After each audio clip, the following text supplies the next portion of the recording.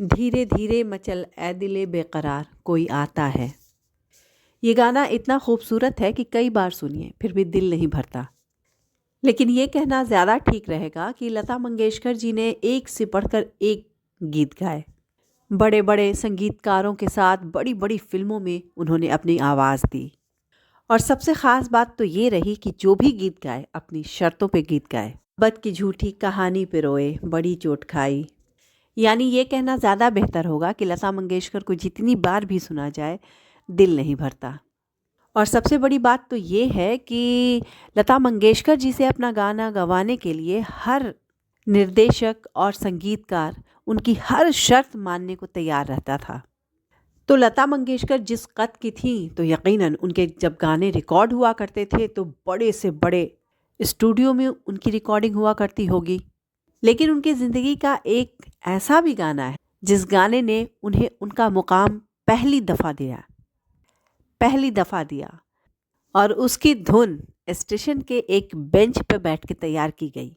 और यही गाना लता मंगेशकर जी का पहला सुपरहिट गाना बना था। 555 सिगरेट के एक डिब्बे पर इस गाने की धुन बनी थी। यानी भीड़ भाड़ वाले एक स्टेशन के एक बेंच पर बैठकर अपनी ज़िंदगी के पहले सुपरहिट गाने की लता मंगेशकर जी ने रिहर्सल की थी। तो कौन सा था वो रेलवे स्टेशन और किसने सिगरेट के एक पैकेट पर सुर और ताल दिए थे, आइए जानते हैं। लता मंगेशकर जी उन गायकों में शुमार की जाती हैं जिनके बारे में बहुत कुछ बताने की ज़रूरत नहीं है। उनकी आवाज़ ही उनकी पहचान है। आने वाले न जाने कितने ज़माने तक उनकी आवाज़ का जलवा यूं ही बरकरार रहेगा। लता मंगेशकर जी के लिए कहना लाजिम है कि अपनी आवाज़ से दशकों तक लोगों के दिलों में राज करना किसी भी आम सिंगर के लिए आसान नहीं होता। लता मंगेशकर जी को भी इस मुकाम को हासिल करने के लिए न जाने कितनी मुश्किलों का सामना करना पड़ा। लता मंगेशकर जी को न जाने कितनी बार ये सुनना पड़ा कि इनकी आवाज़ बहुत पतली है तो ये गा नहीं सकती हैं। कई स्टूडियो के चक्कर लता मंगेशकर जी ने भी काटे। लेकिन अपनी काबिलियत के बूते लता मंगेशकर जी ने न जाने कितने ऐसे गाने फिल्मी दुनिया को दिए जिसे सदियों तक न सिर्फ फिल्मी दुनिया बल्कि आम लोग भी याद रखेंगे। लेकिन आज कहानी सिर्फ उनके उस गाने की जिसने उन्हें पहचान दी, या फिर लता मंगेशकर जी का पहला हिट गाना। जो चाहे कहिए, लेकिन उसकी कहानी सुनकर आप भी हैरान रह जाएंगे। दरअसल बात 1948 की है, जब देश आज़ाद हो चुका था। उस दौर में हिंदी सिनेमा में लता जी आई थी और अपनी पहचान बनाने की कोशिशों में लगी हुई थी। इसी बीच एक फिल्म आई जिसका नाम था मजबूर, और इस फिल्म मजबूर के एक गाने के लिए लता जी से राब्ता किया गया। गाना था दिल मेरा तोड़ा है मुझे कहीं का ना छोड़ा तेरे प्यार ने। इस गाने को लता मंगेशकर जी ने अपनी आवाज़ तो दी है, साथ में थे संगीतकार गुलाम हैदर साहब। लेकिन गाने के पीछे रिकॉर्ड करने की जो पूरी कहानी है वो बड़ा दिलचस्प है। आज जहाँ बड़े बड़े स्टूडियो में गाने रिकॉर्ड हुआ करते हैं, वहीं इस गाने का धुन, रिहर्सल, सारे के सारी चीज़ें इस गाने की गोरेगांव, मुंबई के एक रेलवे स्टेशन गोरेगांव के एक बेंच पे बैठकर किया गया।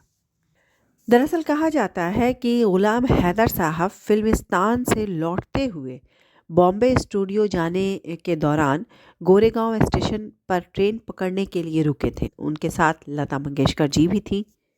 जब इस स्टेशन पे गुलाम हैदर साहब ट्रेन के इंतज़ार में बैठे हुए थे और फिर यहीं पर उन्होंने फिल्म मजबूर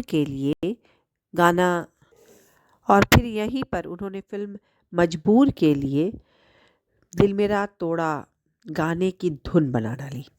और इसी स्टेशन के एक बेंच पर बैठकर लता मंगेशकर जी ने गाने की रिहर्सल कर ली और फिर गुलाम हैदर साहब ने 555 सिगरेट के पैकेट पर इसकी धुन बना डाली।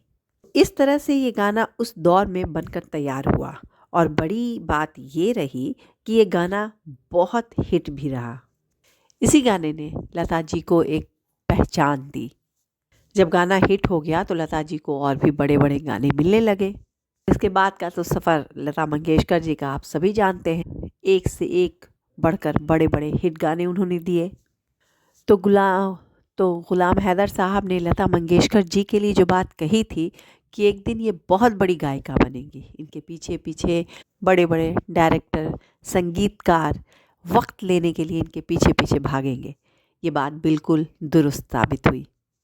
लता मंगेशकर जी भले ही इस दुनिया में नहीं हैं, लेकिन उनके गाए हुए गाने आज भी लोगों की ज़ुबान पर रहते हैं। भले ही गुलाम हैदर साहब इंडिया में नहीं रहे, लेकिन लता मंगेशकर की आवाज़ के उस जादू को पहचानने वाले गुलाम हैदर साहब ही थे। तो हमारे लिए तो दोनों ही बहुत अनमोल हैं, लता मंगेशकर जी भी और आप गुलाम हैदर साहब भी। मैं नीलम अफरोज़ आप सभी के सामने रहूँगी थोड़े इंतज़ार के बाद कुछ नए और पुराने किस्से के साथ। अगली मुलाकात तक इजाज़त दीजिए। आदाब, सलाम, नमस्ते।